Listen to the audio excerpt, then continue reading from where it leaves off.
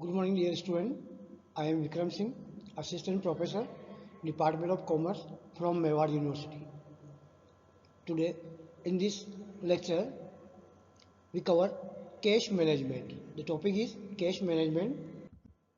For regarding this, these are the content: concept of cash management, significance of cash management, motive for holding cash, then objective of cash management, then strategies for cash management. Now, let's we start one by one. Concept of cash management. The cash management, it is one of the key area for a working capital management. Cash, it is the most liquid current assets. Cash, it is the common denominator to which all current assets can be reduced because the other major liquid assets like receivable, inventory get eventually converted into cash. So this underlines the importance of cash management. For regarding the cash means with reference to management of cash, it is used here two way. It is in narrow sense, cash means it is referred to coins, currency, check, draft, deposit in bank, etc. In broader sense, the cash include near cash assets such as marketable security, time deposits in bank, etc. The reason why these near cash assets is include in cash that they can readily be converted into cash. So usually excess cash is invested in marketable security as it contributed to profitability. Cash is one of the most important component of current assets. Every organization should have adequate cash, neither more or not less. So inadequate cash will lead to production interruption while excessive cash remain idle and will impair profitability. This is all about concept of cash management. Now the significance of cash management. We have different point of view for regarding cash management like cash planning, management of cash flow, maintaining optimum cash balances, investment of excess cash. Let's we start one by one. The cash planning. Cash, it is the most important as well as the least unproductive of all current assets. So it is necessary to meet the following obligation, yet idle cash earn nothing. Therefore, it is essential to have a sound cash planning, neither excessive or inadequate. Then management of cash flow. Under this is the another important aspect of cash management, synchronization between cash inflow and cash outflow rarely happen. Sometimes the cash inflow will be more than outflow because of receipt from debtors and cash sales in hug amount. So at other time cash outflow excess inflow due to payment of taxes, interest, dividend, etc. Hence, the cash flow should be managed for better cash management. Then, maintaining optimum cash balance. Every business should maintain optimum cash balance.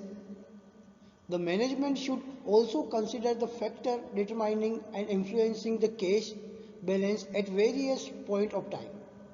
So the cost of excess cash and danger of inadequate cash should be matched to determine the optimum level of cash balances.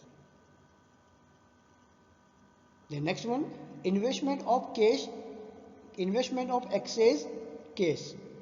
The firm has to invest the excess or idle fund in short-term security or investment to earn profit as idle fund earn nothing. This is one of the important aspects of cash management. So the overall the aim of cash management is to maintain the adequate cash balance at one hand and to use excess cash in some profitable way on the other hand. This is all about the significance of cash management. Now, after that, the motive for holding cash. Listen carefully. Motive or desire for holding cash refers to various purposes. The purpose may be different from person to person, situation to situation, or business to business. So here we have four most important motive to holding cash. The first one is transaction motive. Under this motive, it is refers to the holding of cash to meet routine cash requirement in the ordinary course of business. The firm entered into a number of transactions which require cash payment. For example, like purchase of material, payment regarding wages, salaries, taxes, interest, etc. Similarly, a firm receives cash from cash sale, collection from debtors, return on investment, etc. But the cash inflow and cash outflow do not perfectly synchronize. Sometimes cash received are more than payment, while at the other time payment exceed receipt. So the firm must have to maintain sufficient cash if the payment are more than receipt. Thus, the transaction motive refers to, listen carefully, the transaction motive refers to the holding of cash to meet expected obligation whose timing is not perfectly matched with cash received. So a large portion of cash held for transaction motive is in the form of cash. A part of it may be invested in marketable security whose maturity conform to the timing of exit payment such as dividend, taxes, etc. These are the transaction motive. The next one is precautionary motive.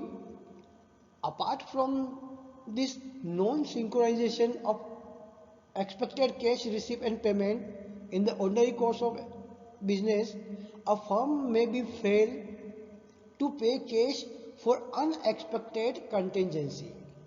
Here, precautionary motive means here we consider unexpected contingency.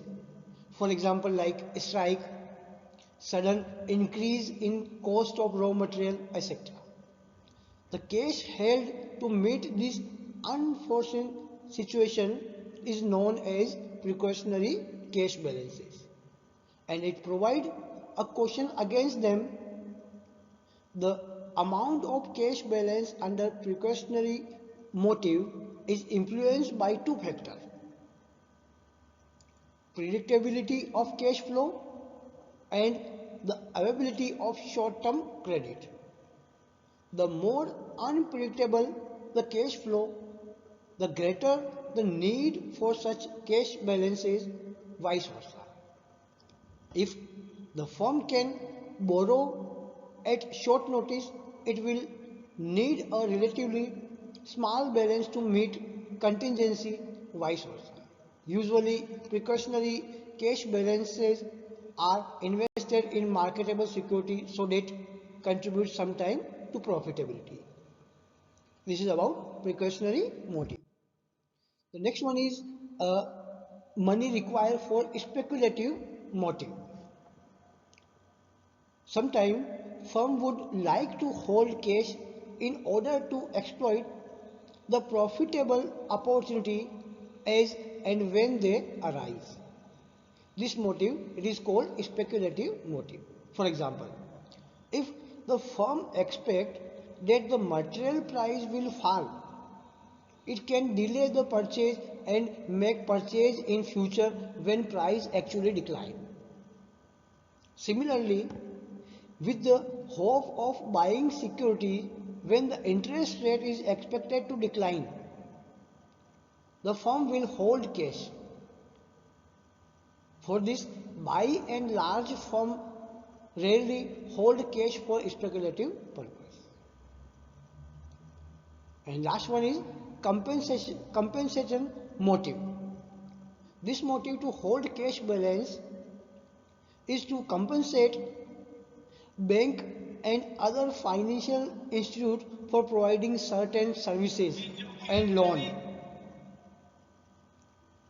Bank provide a variety of services to business firm like clearance of check, draft, transaction of fund, etc. So the bank charges a commission or fees for their services to customer as indirect compensation. For regarding this, the customer are required to maintain a minimum cash balance at a bank. This balance cannot be used for transaction purpose. Bank can utilize the balance to earn a return to compensate their cost of services to the customer. So such balances are compensating balances. These balances are also required by some loan agreement between bank and its customer. Bank requires a check to maintain a minimum cash balance in his account to compensate the bank when the supply of credit is restricted and interest rates are rising. So the cash is required to fulfill the above motive. Out of four motive of holding cash balances, transaction motive and compensation motive are very important. Business firms usually do not speculate and need not speculative balances. The requirement of precautionary balance can be met out of short-term borrowings. This is all about motive for holding cash.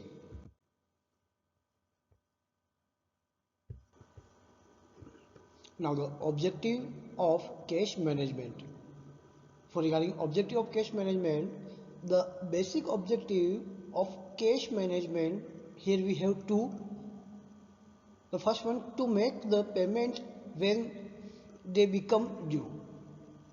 The second one, to minimize the cash balances.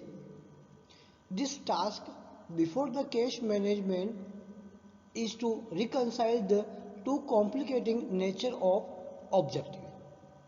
The first one is meeting the payment schedule. The basic objective of cash management is to meet the payment schedule.